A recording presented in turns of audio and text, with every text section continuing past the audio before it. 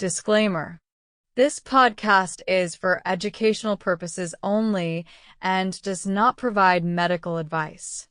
Peptides, including Dsip, should not be used without the guidance of a licensed healthcare provider.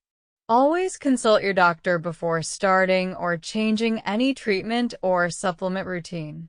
Today we are going to dive deep into Dsip, also known as delta sleep-inducing peptide. This small peptide has fascinated researchers and biohackers alike because of its intriguing role in sleep regulation, stress response, and overall recovery.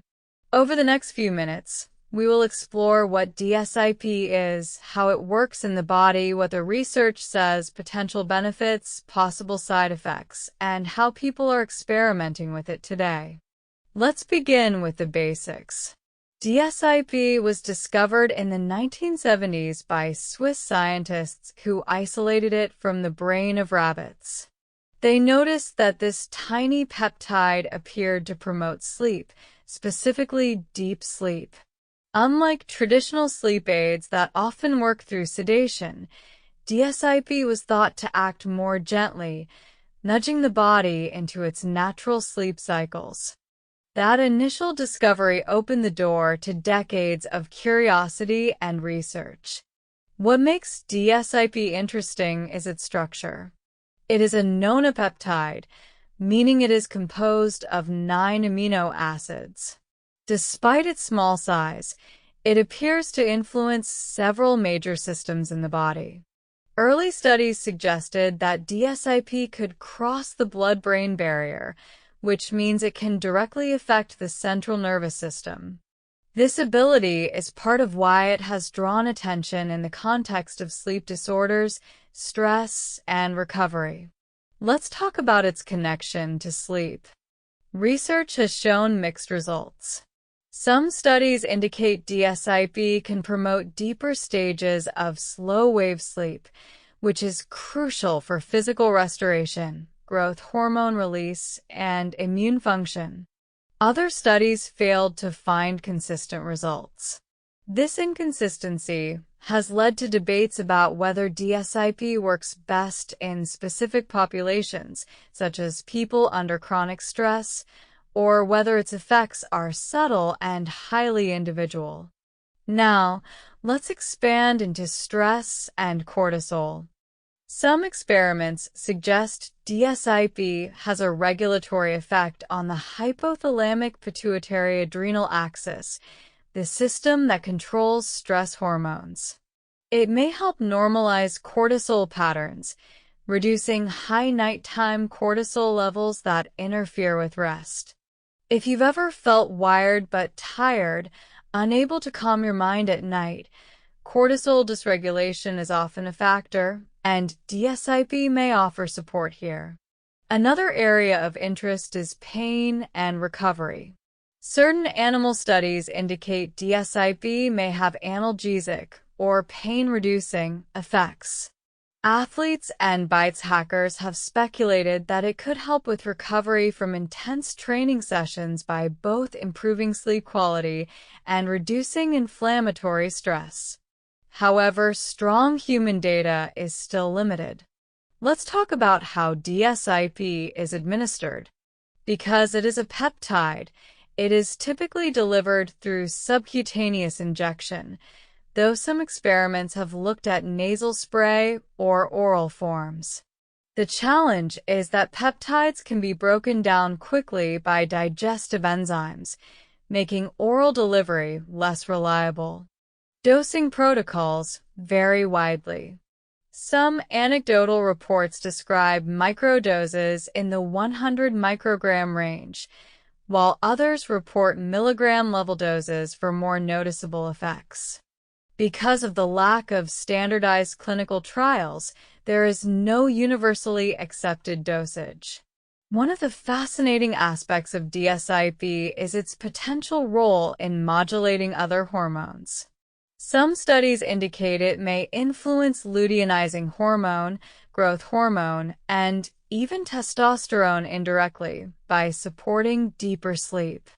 If true, this could make Dsip an interesting candidate not only for sleep but for broader endocrine balance. Still, evidence is preliminary and much more research is needed. Let's consider side effects. Most reports suggest Dsip is generally well tolerated. Mild side effects may include drowsiness, grogginess, or slight mood changes, particularly if dosing is too high. Because it interacts with sleep architecture, timing is important. Taking it at the wrong time of day may disrupt circadian rhythm. As with all peptides, quality and purity are also critical concerns, since unregulated products may not contain what they claim. Why is Dsip not already a mainstream sleep aid? Part of the reason is the inconsistent research outcomes. Some trials show benefits, others show little effect. Pharmaceutical companies tend to invest heavily only when results are consistent and patent opportunities are strong. Because Dsip is a natural peptide already found in the body, it cannot be easily patented, which reduces commercial incentive for large-scale trials. Still, in the world of experimental wellness and peptide research, Dsip has carved out a niche. Biohackers often combine it with other peptides like C-Link or Cmax for stress resilience, or with growth hormone-releasing peptides for enhanced recovery.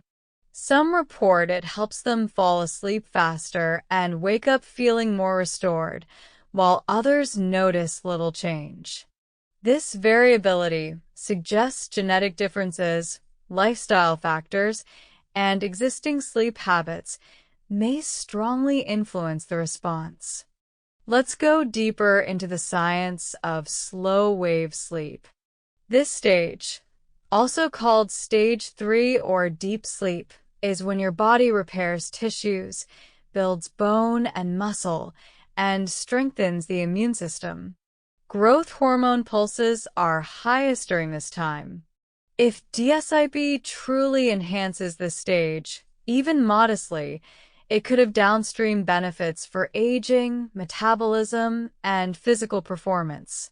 That's why even small changes in deep sleep can feel profound. There are also hints that Dsip may play a role in neuroprotection. Some early studies suggest it could shield neurons from oxidative stress or help balance neurotransmitters such as GABA and glutamate. These effects could support not only sleep but mental clarity and resilience under stress. Again, we need more rigorous human studies to confirm these effects, but the possibilities are intriguing. Let's take a moment to think practically. Imagine someone with chronic insomnia who has tried melatonin, prescription sleep aids, and lifestyle changes without relief. If Dsip could gently nudge their sleep architecture toward more restorative rest, the impact on their daily life could be enormous.